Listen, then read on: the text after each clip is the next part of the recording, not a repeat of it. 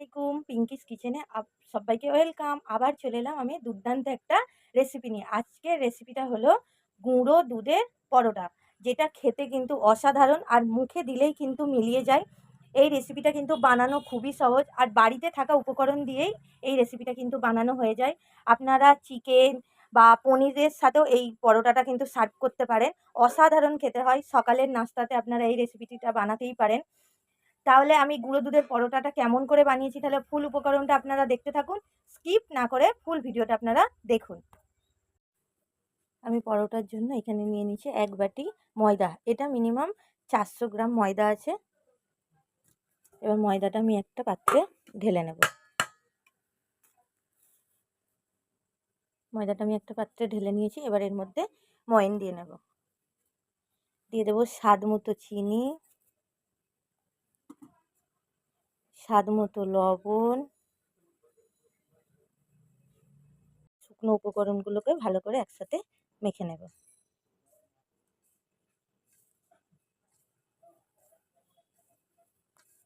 এই শুকনো উপকরণগুলো কিন্তু আমি ভালো করে মেখে নিয়েছি। এবার এর মধ্যে দিয়ে দেবো রান্নার রেগুলার অয়েল। এবার এইগুলোকে একসাথে মেখে নেব।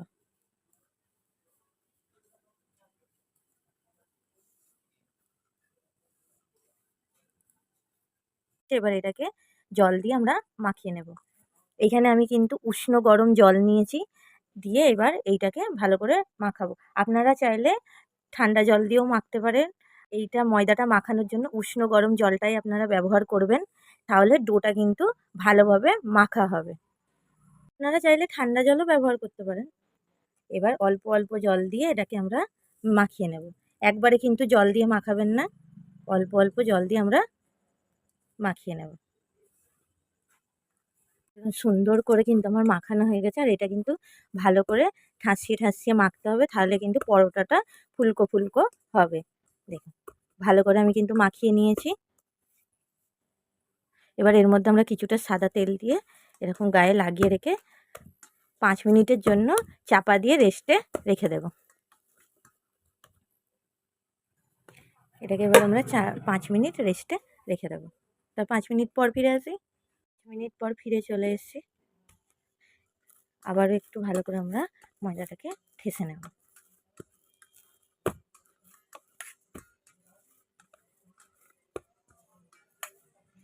একটা থালার মধ্যে এটা নিয়ে নেব। এবার আমরা ছোট ছোট করে লেচি কেটে নেব।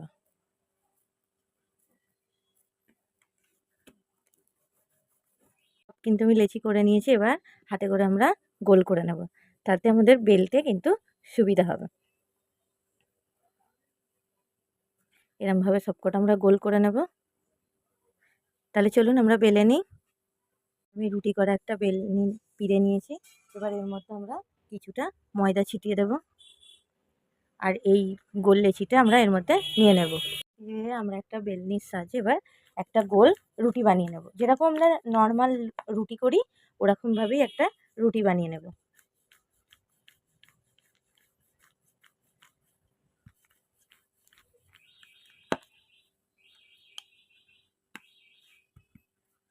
কিন্তু একটা গোল রুটি করে নিয়েছি। এবার এর মধ্যে আমরা তেল ব্রাশ করে নেব।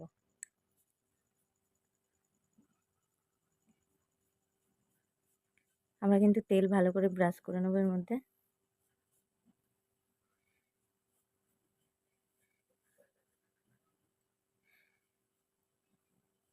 দেখুন, আমি কিন্তু ভালো করে তেল ব্রাশ করে নিয়েছি এর মধ্যে। এখানে আমি কিন্তু একটা 10 টাকা দামের আমুল দুধের প্যাকেট নিয়েছি।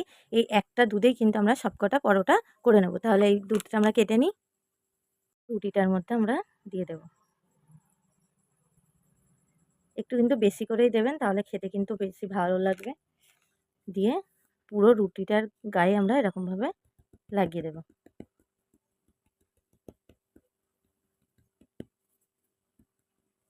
আপনারা কিন্তু দেখে বুঝতে পারছেন আমি কেমন করছি। এবার রুটিটাকে আমরা ভালো করে ভাঁজ দিয়ে নেব। একদিক থেকে এরকমভাবে ভাঁজ দিয়ে ভালো করে টিপে নেব, আর এক থেকে কিন্তু ওপর দিয়ে আরেকটা ভাঁজ দিয়ে নেব। এবার ওপর থেকে এরকমভাবে মুড়িয়ে নেব, আর নিচ থেকে এর ওপরে ভালো করে মুড়িয়ে নেব, দিয়ে একটু ভালো করে আমরা হালকা হাতে প্রেস করে নেব। দেখুন একটা কিন্তু আমার তৈরি হয়ে গেছে। এবার এটাকে আমরা বেলে নেব, ওপর থেকে ময়দা ছিটিয়ে নেব,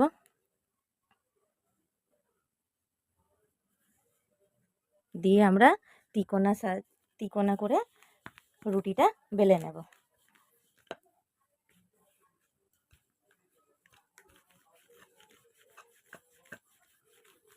আমরা কিন্তু সুন্দর করে রুটিটাকে বেলে নেব।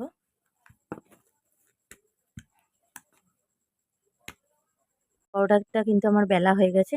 দেখুন বেশি পাতলাও নয় আবার বেশি মোটাও নয়, এরকমভাবে আমি সবকটা রুটি বেলে নেব। ফ্লেমটা অন করে দিয়েছি আর গ্যাসের মধ্যে একটা কড়াই বসিয়ে দিয়েছি। এবার হালকা গরম হয়ে গেছে কড়াইটা কিন্তু, এবার আমি পরোটাটা এর মধ্যে দিয়ে দেব। এর মধ্যে কিন্তু ভালো করে দিয়ে দেব। এবার কিন্তু আমরা এর মধ্যে কোনো তেল দেব না, হালকা কিন্তু এপিট ওপিট আমরা এরকমই সেঁকে নেব। একটা পিঠ উল্টে দেব। কোনো তেল এখন কিন্তু আমরা ব্যবহার করব না, যখন হালকা রুটিটা সেঁকা হয়ে যাবে তখন কিন্তু আমরা তেল ব্যবহার করব। রুটিটা দেখুন আমাদের ভালো করে কিন্তু সেঁকা হয়ে গেছে। এবার এর মধ্যে আমরা তেল ব্যবহার করব। দেখুন এরমভাবে রুটিটা কিন্তু সেঁকলে পুরো রুটিটা কিন্তু পারফেক্টভাবে বেলুনের মতো ফুলবে। এবার এর মধ্যে আমরা দিয়ে দেব তেল। আপনারা চাইলে যারা তেলটাকে অ্যাভয়েড করেন তারা কিন্তু এমনিই খেতে পারেন, তেল ছাড়াই কিন্তু এটা খেতেও কিন্তু বেশ ভালো লাগে। আর আপনারা চাইলে তেলের পরিবর্তে কিন্তু বাটার বা ঘিও ব্যবহার করতে পারেন। এবার এটাকে আমরা লাল লাল করে সুন্দর করে ভেজে নেব।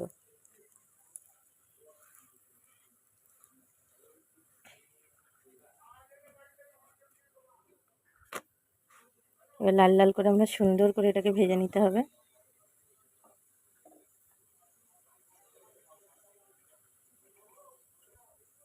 দেখুন পরোটাটা কি সুন্দরভাবে ফুলছে। এরমভাবে যদি স্টেপ বাই স্টেপ ফলো করেন তাহলে আপনাদের পরোটাগুলো কিন্তু সুন্দরভাবে ফুলবে। দেখুন কত সুন্দর একটা কালার এসছে।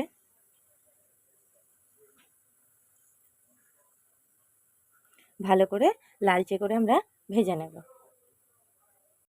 কিন্তু এপিট ওপিট দুপিটি কিন্তু লাল লাল করে ভালো করে ভাজা হয়ে গেছে। এবার আমরা তুলে নেব। এরমভাবে কিন্তু সবকটা পরোটাই আমরা ভেজে নেব।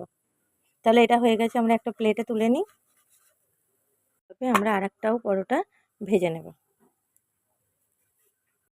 সেম পরোটাটাও ভেজে নেব।